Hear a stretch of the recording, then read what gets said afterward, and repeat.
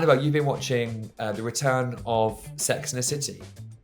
Yes, I have been watching, and just like that, pretty much all of the cast returns. You've got Sarah Jessica Parker, the late Willie Garson, Cynthia Nixon, Kirsten Davis. They all reprising their roles from the original HBO series. But obviously there is a massive hole felt because Kim Cattrall isn't in it. It's been reported that her absence is due to like a long-standing feud that she has with Sarah Jessica Parker. You really do feel Samantha's absence throughout the whole 10 episodes of this. So plot-wise, we kind of meet the characters in pandemic era 2021. Carrie has kind of traded in her column for a very popular fashion Instagram account, and she appears on a podcast where, funnily enough, she's seen as the repressed fuddy-duddy who's like reluctant to talk about sex. The future is unwritten because we're all at different stages of life. Miranda has left her corporate law job and is studying instead for a master's in human rights.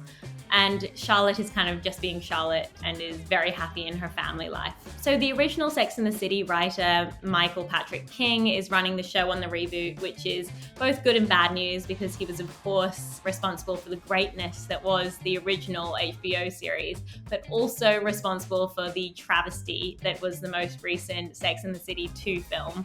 Since the show ended in 2004, it's got a reputation for being extremely white and blinkered in its portrayals of sex and sexuality, and this reboot is seeking to redress that. It is successful in doing that because the characters, they are coming to terms with some elements of the modern world, but other times it was just a bit too heavy-handed in the way that it's kind of trying to make its characters better people. In all, would you say And Just Like That is a binge or a bin? I think if you're like an OG Sex and the City fan, it's got to be a binge.